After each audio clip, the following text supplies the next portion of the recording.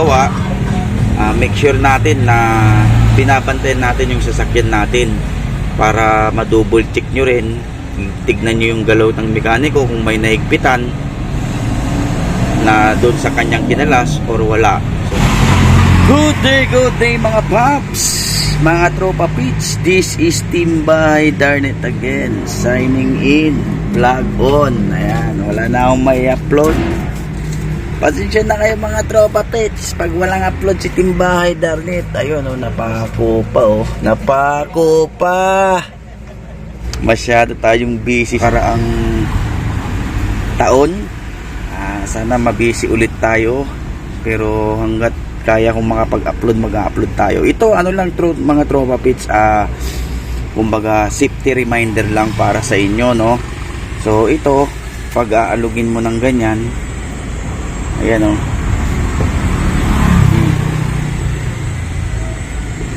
kita ba dito? Ayan, so alog siya mga tropa pits. Ayan kita nyo dito yung awang na yan. Ayan, papakita natin. Yan.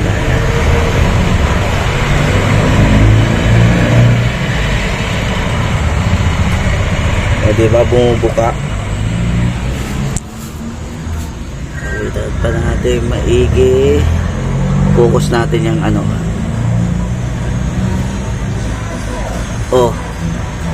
diba? Ayan, focus pa.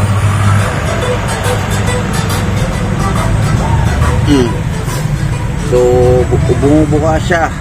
Newly replace ng wheel bearing. So malamang hindi ito nahigpitan, kaya tatanggalin natin to mga tropa pits, no? At aalog yan. Kung hindi nila nahigpitan yung 32mm, 2mm na nut dyan sa hub nya, automatic po yan.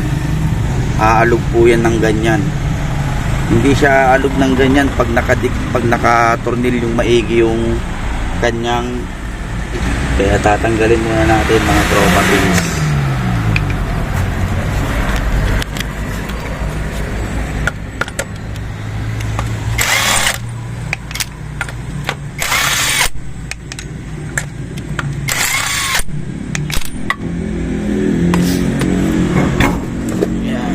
Natanggal na natin. Ayan, natanggal na natin. Tignan natin ha.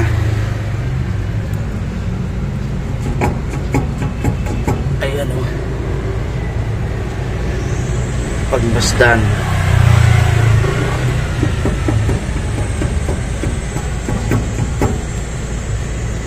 Ayaw pumukus tong camera ng cellphone natin. Ayaw nang magpa-video Ayan makita nyo.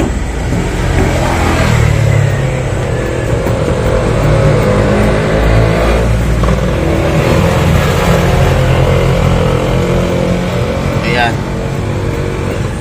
Kita nyo. So higpitan natin yan mga tropa pits. So tatanggalin nyo lang ito. Pukpok. Flat screw lang. Tapos martilyo para matanggal yan.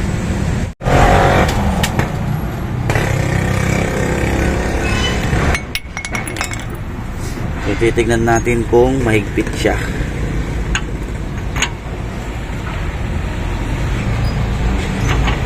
So mahigpit naman, hindi kayang anuhin ng kamay, pero subukan natin.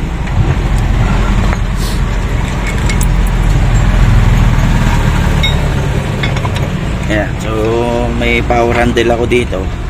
Titignan natin. Ay pusik, wala, maluwag nga mga tropa pits. Yan may grasa pa nga So talagang bagong palit lang ng wheel bearing, tapos nakalimutang higpitan.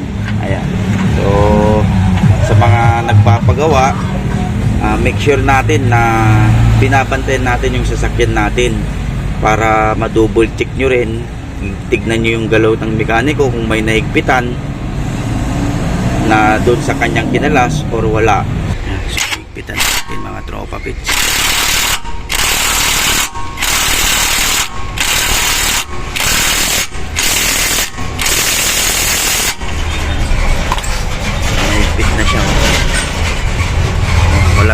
tumutunog nung nahigpitan natin mga tropa pigs.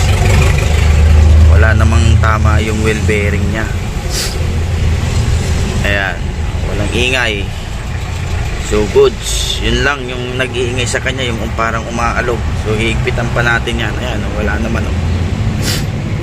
Double check ng power handle, tapos tatakpan nyo lang. Ayun, okay na. Ganun lang mga tropa pigs. Pagka nakita nyo ganun, parang gumigewang yung gulong nyo, o kaya may nararamdaman kayong parang kakaiba, may tumutunog, klak klak klak klak klak, gano'n. Kasi may tendencying kakalas yung ano nyo, gulong kasama dito pagka natanggal na yung nut na yan. So doble ingat, lagi nyong i-check yung sasakyan na pinapagawa nyo, kopya nyo. So hanggang doon na lang, maraming salamat.